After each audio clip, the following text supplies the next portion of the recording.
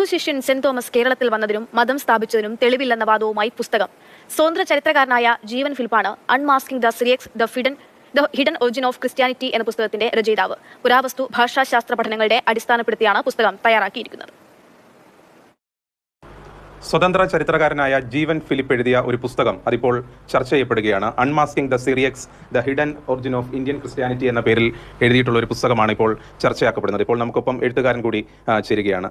എന്തുകൊണ്ടാണ് ഈ ക്രൈസ്തവ സമൂഹത്തെ സംബന്ധിച്ച് തോമസ് ലീഹ ക്രിസ്തുവിന്റെ ശിഷ്യൻ ഇവിടെ വന്ന് സഭ സ്ഥാപിച്ചു എന്നാണ് അവരുടെ വിശ്വാസ പ്രമാണം? അതങ്ങനെയല്ല എന്ന് പ്രൂവ് ചെയ്യാൻ ഏത് തരത്തിലുള്ള പഠനമാണ് നടത്തിയിട്ടുള്ളത്? ഞാനിവിടെ നടത്തിയിരിക്കുന്ന പഠനമെന്ന് പറയുന്നത് സാധാരണ ചെയ്യുന്ന പഴയകാല രേഖകളോ എഴുത്തുകളോ അനുസരിച്ചുള്ളതല്ല, ആർക്കിയോ ലിംഗ്വിസ്റ്റിക് സ്റ്റഡിയാണ്.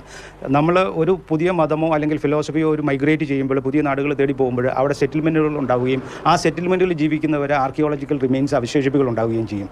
നമ്മുടെ ഇവിടെ നിന്ന് കുഴിച്ചെടുക്കപ്പെട്ട ആർക്കിയോളജിക്കൽ റിമെയിൻസും ഈ മധ്യേഷ്യയിലും അല്ലെങ്കിൽ ചൈനയിലോ പഴയ സസാനിയൻ സാമ്രാജ്യത്തിൻ്റെ പേർഷ്യൻ സാമ്രാജ്യത്തിലോ ഉണ്ടായിരുന്നതോ അല്ലെങ്കിൽ ഈജിപ്തിലോ സെൻട്രൽ സിറിയയിലും ഉണ്ടായിരുന്ന ആ അവശേഷിപ്പുകൾ, ഈ അവശേഷിപ്പുകളെല്ലാം കൂടെ കമ്പൈൽ ചെയ്തിട്ട് ഇത് തമ്മിലുള്ള താരതമ്യ പഠനത്തിൽ കൂടി നമുക്ക് കണ്ടുപിടിക്കാൻ പറ്റും ഇത് തമ്മിൽ റിലേഷൻസ് ഉണ്ടോ, അതുവഴിയാണോ വന്നതെന്ന്. പക്ഷേ എൻ്റെ അന്വേഷണത്തിൽ നിന്ന് എനിക്ക് ഇന്ത്യയിൽ നിന്നോ പ്രത്യേകിച്ച് പഴയകാല തമിഴകത്തിൻ്റെ ഭാഗത്തു നിന്നോ എവിടെ നിന്നോ ഈ പറയുന്ന സിറിയ ക്രിസ്ത്യാനിറ്റിയുടെയോ ഏത് തരത്തിലുള്ള ക്രിസ്ത്യാനിറ്റിയുടെയോ ഒരവശേഷിപ്പുകളും നമുക്ക് കണ്ടെടുക്കാൻ കഴിഞ്ഞിട്ടില്ല. ഇത് തമ്മിൽ സൂചിപ്പിക്കുന്നത് 14th സെഞ്ചുറിക്ക് ശേഷമുള്ള അവശേഷിപ്പുകളല്ലാതെ നമുക്ക് കിട്ടിയിരിക്കുന്നത് പഹലവി കുരിശുകൾ മാത്രമാണ്.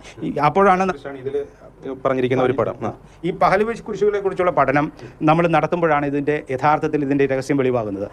പഹലവി കുരിശ് എന്ന് പറയുന്നത് യഥാർത്ഥത്തിൽ പഹലവി എന്ന് പറഞ്ഞ ലാംഗ്വേജ് ഇൻസ്ക്രൈബ് ചെയ്തുകൊണ്ടും കുരിശാണ്. പക്ഷേ നമ്മുടെ നെസ്റ്റോറിയൻസോ സിറിയ ക്രിസ്ത്യാനിറ്റിയുടെയോ പേർഷ്യൻ ക്രിസ്ത്യാനിറ്റിയുടെയോ ഐഡൻറ്റിറ്റിയായ സ്പ്ലെയ്ഡാം കുരിശുകൾ എന്ന് പറഞ്ഞ കുരിശുകൾ നമുക്ക് മധ്യപൂർവ്വ ഏഷ്യ ഭാഗങ്ങളിലും പേർഷ്യൻ സാമ്രാജ്യത്തിൻ്റെ ഭാഗങ്ങളിലും കിട്ടുമ്പോൾ ഒരു സ്പ്ലെയ്ഡാം കുരിശ് പോലും നമുക്ക് ഇന്ത്യയിൽ നിന്ന് ഇതേവരെ കിട്ടിയിട്ടില്ല. സെയിന്റ് തോമസ് ഇവിടെ വന്നിട്ടില്ലെങ്കിൽ പിന്നെ ആരാണ് ഇവിടെ ക്രിസ്ത്യാനിറ്റി എത്തിച്ചത്? അത് ട്രേഡ് വഴിയാണോ?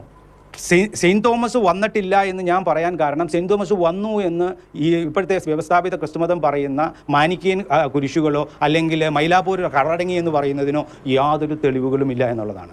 അങ്ങനെ ഒരു ഒരു ഒരു ഒരു പ്രോസിലിറ്റൈസേഷൻ സെൻറ്റ് തോമസിൻ്റെ ഇവിടെ നടന്നിട്ടുണ്ടെങ്കിൽ അത് ട്രേഡ് വഴി ആയിരിക്കണമല്ലോ വന്നിരിക്കുന്നത്. അപ്പോൾ അങ്ങനെ ട്രേഡ് വഴി വന്നിട്ടുണ്ടെങ്കിൽ 1-ാം നൂറ്റാണ്ടിൽ ക്രിസ്തുമതം എവിടെയുണ്ടെങ്കിൽ 1-ാം നൂറ്റാണ്ടിലേതായ അവശേഷിപ്പുകൾ നമുക്ക് കിട്ടണം.